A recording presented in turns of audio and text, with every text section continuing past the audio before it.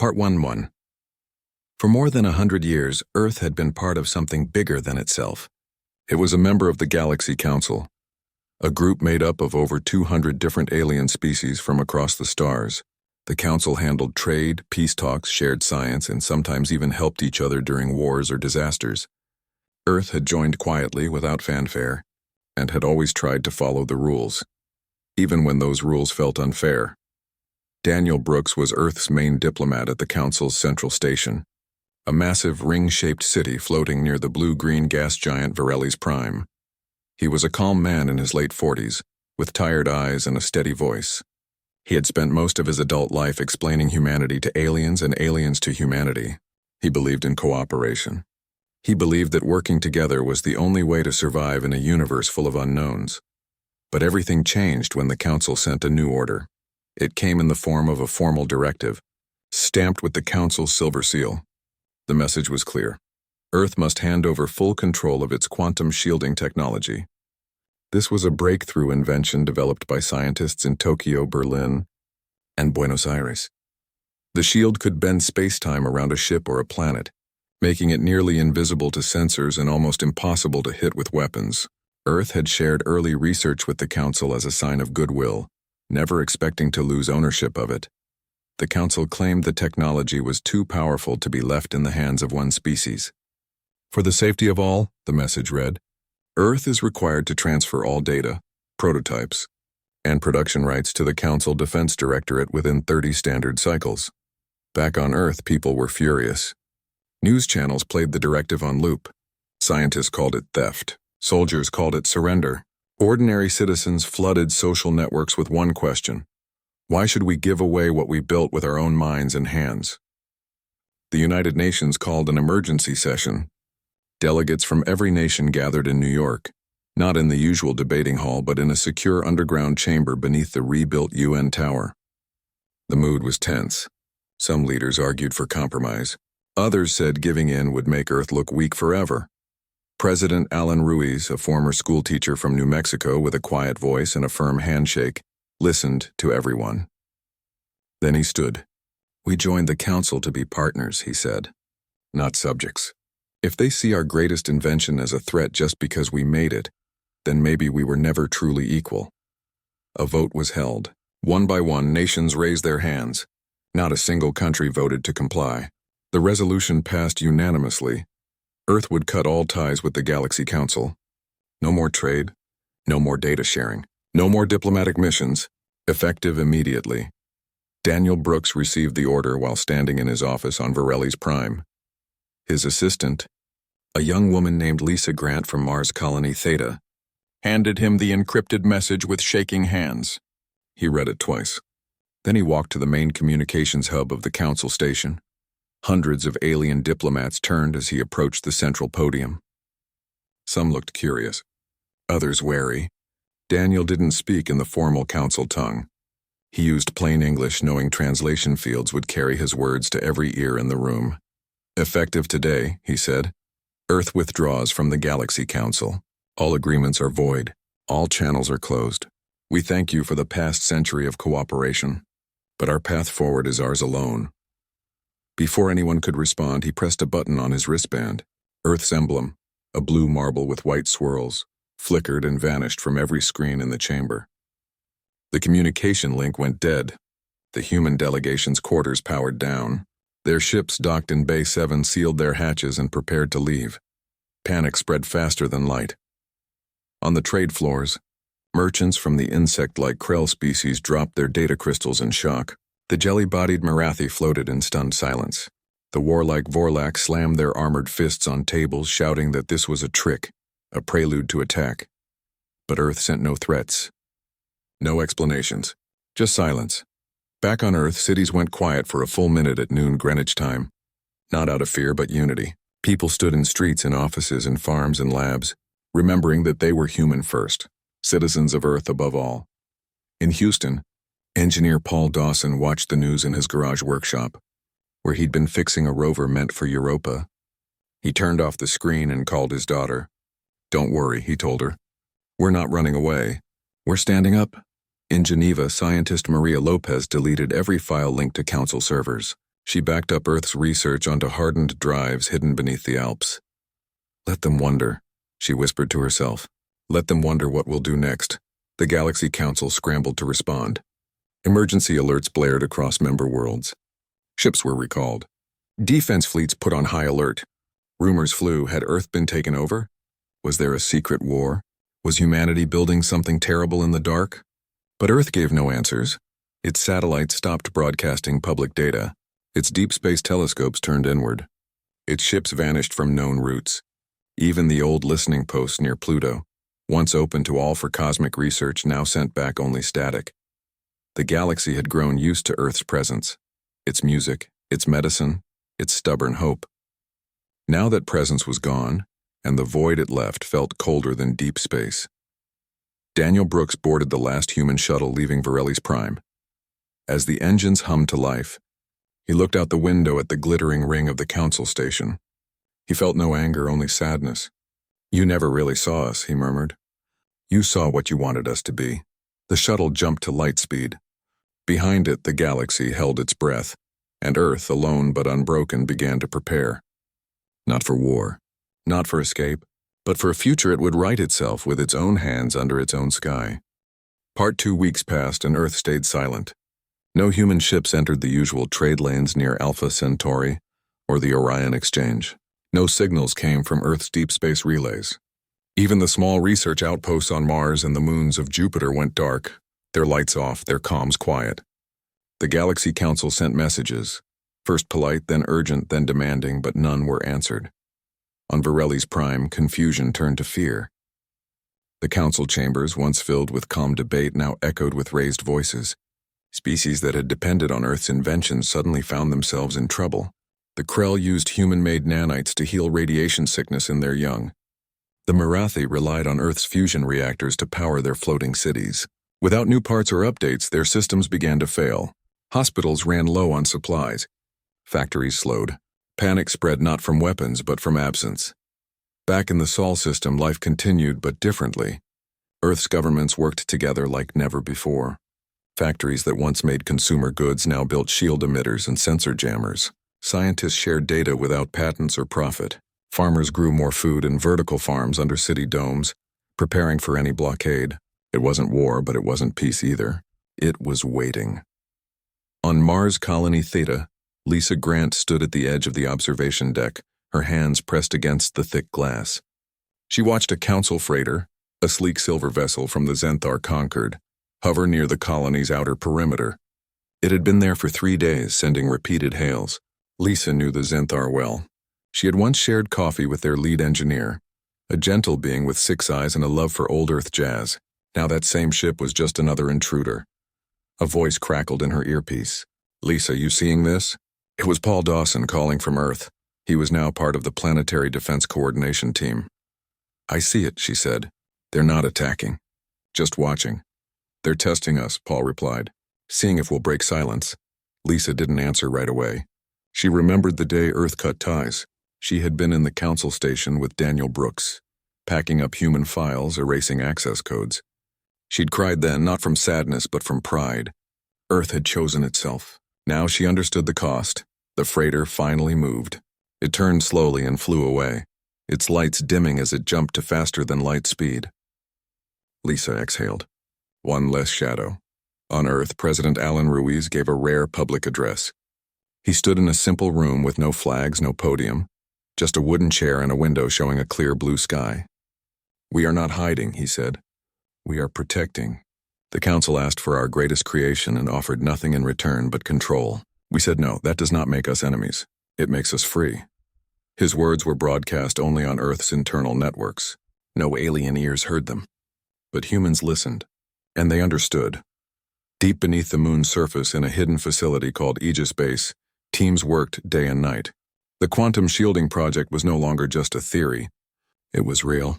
Massive rings of supercooled alloy circled the moon's equator, powered by mini-suns contained in magnetic bottles. When activated, the system could wrap Earth in a bubble of distorted space, hiding it from sensors and shielding it from energy weapons. It wouldn't stop a physical invasion, but it would make any attack blind and costly.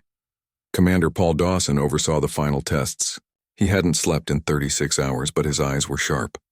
"Run the Phase 3 simulation again," he told his team. A young technician named Jake Miller nodded and tapped his console. Lights flickered. Data scrolled. The shield held. "It's ready," Jake said, voice low with awe. Paul didn't smile. "Ready doesn't mean safe. It just means we have a chance." Meanwhile, across the galaxy, rumors about Earth grew wilder. Some said humans had been replaced by machines. Others claimed Earth had discovered a weapon that could erase stars. A fringe cult on the desert world of Xylos even began worshipping Earth as a sleeping god that would one day wake and judge the galaxy.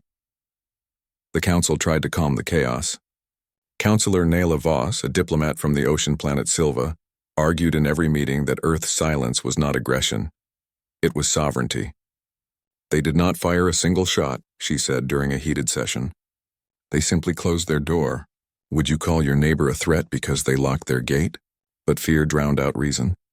The Vorlak hegemony, a proud warrior race, began moving warships toward the edge of human space. They claimed it was for stability. Others suspected it was the first step toward invasion. Back on Earth, children still went to school. Artists painted. Musicians played. But everyone knew something was coming. Airports ran drills for emergency evacuations. Hospitals stockpiled medicine. Families kept emergency kits by their doors, not because they expected doom, but because they refused to be caught unready. Maria Lopez, the astrophysicist from Geneva, now worked in a mountain bunker filled with servers and star maps. She tracked every alien ship near the Sol system. None had crossed the official boundary yet, but she knew it was only a matter of time. One evening, she sat with her daughter on their rooftop in Colorado. The sky was clear, full of stars. "Which one is Varelli's prime?" the girl asked. Maria pointed to a faint blue dot near the horizon. "That one, far away, full of people who don't understand us." "Will they come here?" "Maybe," Maria said. "But if they do, they'll find we're not what they thought." The girl was quiet for a long time. Then she said, "I hope they listen." Maria hugged her. "So do I, but we can't count on it." In the silence that followed, Earth turned inward, not in fear but in focus. It had walked away from the galaxy not to hide, but to stand on its own terms. And as the weeks stretched into months, the galaxy began to realize something unsettling. Humanity was not begging to be noticed.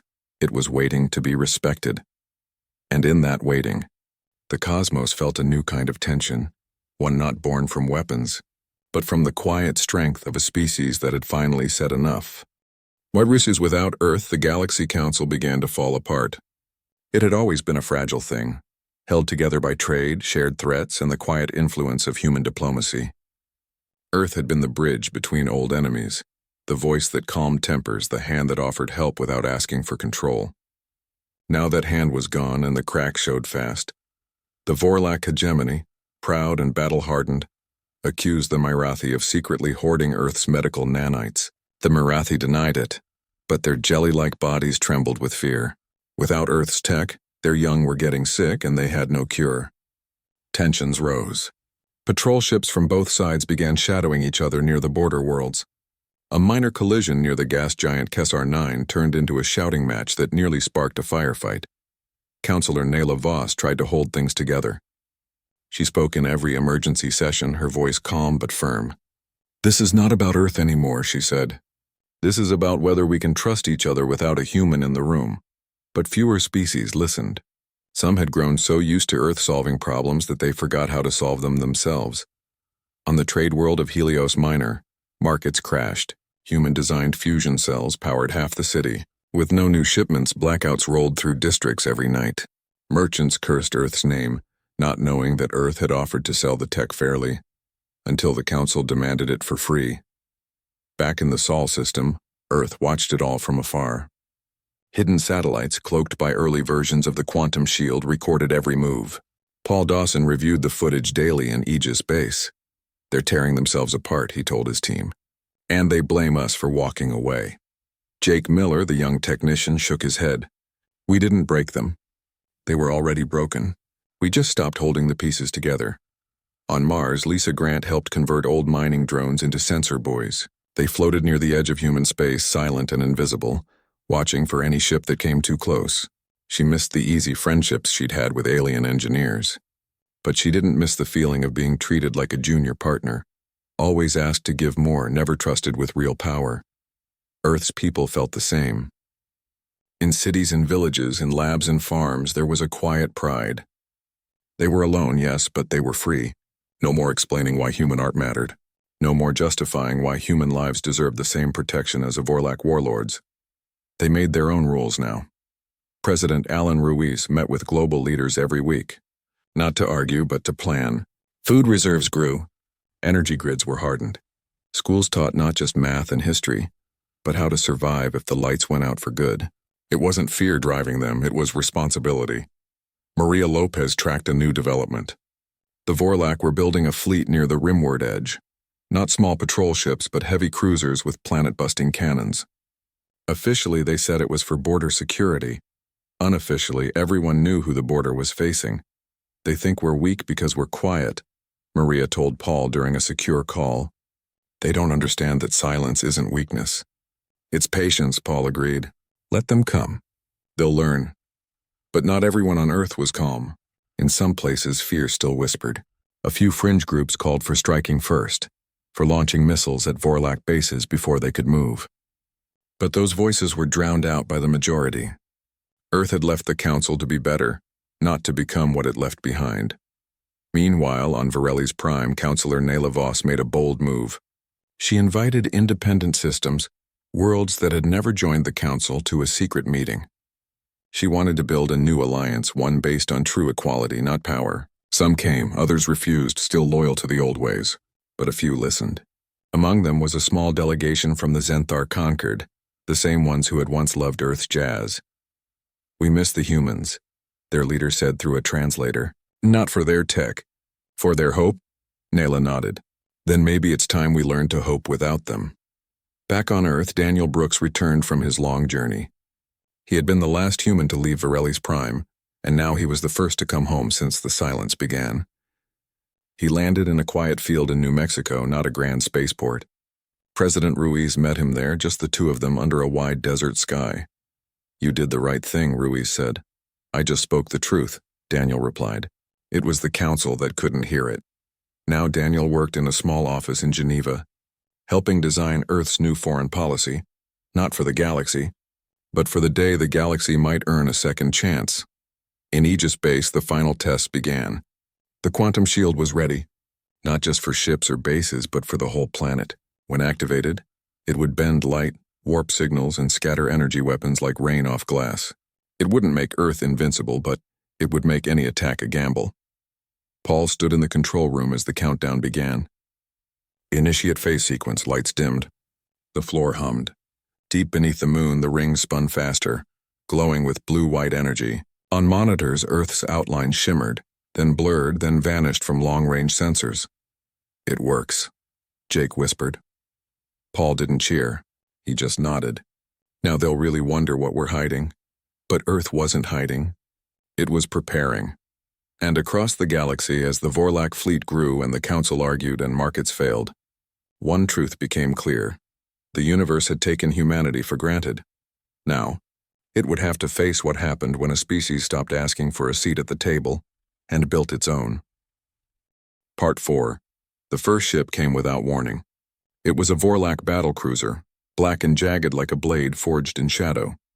It crossed the outer edge of the Sol system near Neptune, its engines burning hot, its weapons charged. The Vorlac had grown tired of waiting.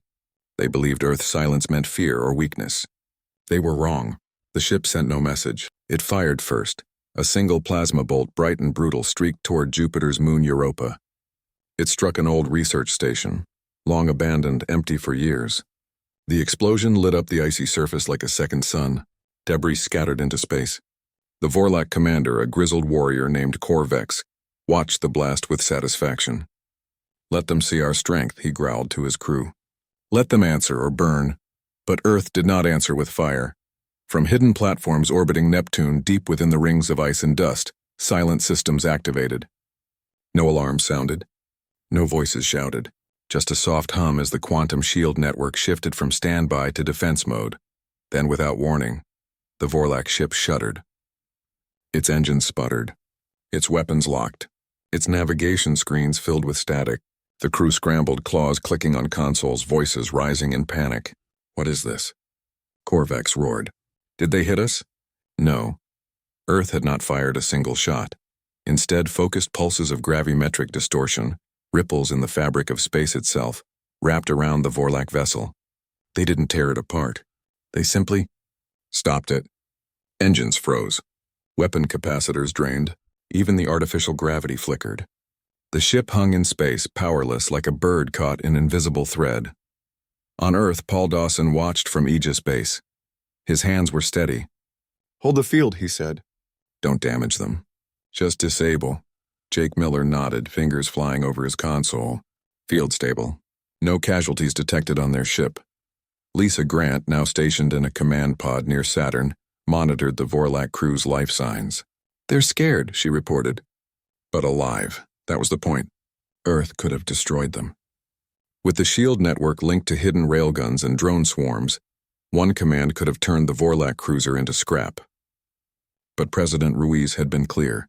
"We defend. We do not punish." Within hours, Earth's response began, a small, unarmed tug, painted white with a green circle, the old symbol for peace launched from Mars Colony Theta. It carried no weapons, only medical supplies, food, and a universal translator. Lisa Grant piloted it herself. She approached the disabled Vorlak ship slowly, broadcasting on all open frequencies in their language. "This is human vessel Mercy 1. We offer aid. No tricks, no traps. You fired on empty ground. We answer with open hands." For a long time there was silence. Then a hatch opened on the Vorlak ship. A single warrior stepped out, armored and tense, holding a sidearm. Lisa stayed in her cockpit, hands visible, palms up. Through the translator, she said, "You came looking for monsters. You found humans." The Vorlak warrior stared. He had expected rage, retaliation. Instead, he saw calm, respect, and something he hadn't seen in his own people for years: mercy. Back on Earth, news of the event spread fast, but not to the galaxy. Earth kept it quiet, sharing only with its own people. No victory speeches, no gloating, just facts. They attacked. We stopped them. We helped them. Now they will leave. But the Vorlak ship did not leave right away. Korvax, humbled and confused, requested to speak with a human leader, not a general, not a soldier, a scientist. He was patched through to Maria Lopez. "Why?" he asked, his voice rough through the translator. "Why not kill us? We fired on your world." Maria looked into the camera, her eyes tired but kind. "Because killing you wouldn't prove we're strong. It would only prove we're afraid. We're not." Korvax was silent for a long time. Then he said, "Your silence." It was not weakness. It was warning. "Yes," Maria replied, "and you ignored it." The Vorlak ship was repaired just enough to fly. Earth's engineers, working remotely through drones, fixed only what was needed for safe travel. No weapons, no combat systems. Then they towed the cruiser to the edge of Mars orbit and released it. Before it jumped to light speed, Korvax sent one final message, broadcast on every open channel in the galaxy. "Earth is not our enemy. But we were fools to think them weak? Tell the Council. Do not test them again." The message spread like wildfire. On Varelli's Prime, the Council fell silent. Even the loudest warhawks had no answer. The Vorlak were feared across the stars, and Earth had stopped them without firing a shot. Counselor Nayla Voss stood before the full assembly. "This is not the act of a rogue species," she said. "This is the act of a civilization that values life, even the life of those who threaten it. If we had treated Earth as equals from the start, none of this would have happened." Some species began to rethink everything. The Zenthar sent a quiet message to Mars, asking if Earth would accept a cultural exchange. Music for music, stories for stories. The Marathi offered rare minerals in trade for medical knowledge, this time with fair terms. Earth did not say yes, but it did not say no. In Colorado, Maria sat with her daughter again under the stars. "Did the bad ship go away?" the girl asked. "Yes," Maria said. "And they learned something." "What?" "That kindness can be stronger than weapons." On the moon, Paul watched the Vorlak ship vanish into the distance. He felt no joy, only relief. The real test wasn't over. The galaxy was still watching. But now they watched with new eyes. Earth had not begged for peace. It had shown it. And in that moment, the cosmos began to understand. Humanity was not loud because it needed attention. It was quiet because it knew its worth, and no one would make them prove it again. Part 5. Months passed and the galaxy changed. Not all at once and not everywhere, but change had begun. The panic that followed Earth's silence slowly turned into something quieter. Respect. Fear did not vanish, but it no longer ruled. Species that once demanded Earth's obedience now sent careful, polite messages. Not orders. Not threats, questions. Some came from places no one expected. A small mining colony near the Andromeda border, run by exiles from 3 different worlds, asked if Earth would share basic water purification designs. They offered rare crystals in return. Earth's Science Council reviewed the request and sent back the schematics for free. No strings, no spies. Just help. The Zenthar conquered followed. They sent a data crystal wrapped in woven silk, containing centuries of their music. In return, they asked only for a copy of Earth's public jazz archive. Lisa Grant, now Earth's unofficial cultural liaison, approved it personally. She even added a note. Start with Miles Davis, then try Nina Simone. The Galaxy Council, once so sure of its power, struggled to hold itself together. Half its members had lost trust in its leadership. The Vorlak withdrew their fleet and canceled 3 planned offensives. The Marathi began building their own medical labs using old Earth textbooks as guides. Counselor Nayla Voss pushed hard for reform. Real reform, not just words. She wanted a new charter, one that treated every member as equal, no matter their size or strength. Many doubted it would work. But for the first time, they were willing to try. Earth watched all of this from a distance, but it did not rejoin. It did not need to. Instead, Earth opened quiet doors. Small ones, bilateral talks with neutral systems, scientific exchanges with independent research stations, trade in non-sensitive goods, food seeds, art, music, even poetry. Every agreement was simple, clear, and fair. No hidden clauses, no demands for loyalty, just 2 parties saying, we can help each other. President Alan Ruiz never gave another grand speech. He didn't need to. His actions spoke louder. He walked through city parks, talked to farmers, visited schools. He reminded people that Earth's strength wasn't in shields or ships, it was in its people, in their choice to be kind even when they could be cruel, in their refusal to become what they left behind. Deep in Aegis Base, the quantum shield remained active, but only at low power. It was a guard, not a wall. Paul Dawson now spent more time training new engineers than watching enemy fleets. Our job isn't to scare them, he told his team. It's to make sure they never have to be scared of us. Maria Lopez returned to teaching. She stood in a classroom in Geneva, pointing to star maps on the wall. Her students, boys and girls from every continent, asked about aliens, about war, about what came next. She told them the truth. The galaxy is big and messy, but we showed them that you don't need to shout to be heard. You just need to stand firm. One evening, she took her daughter outside again.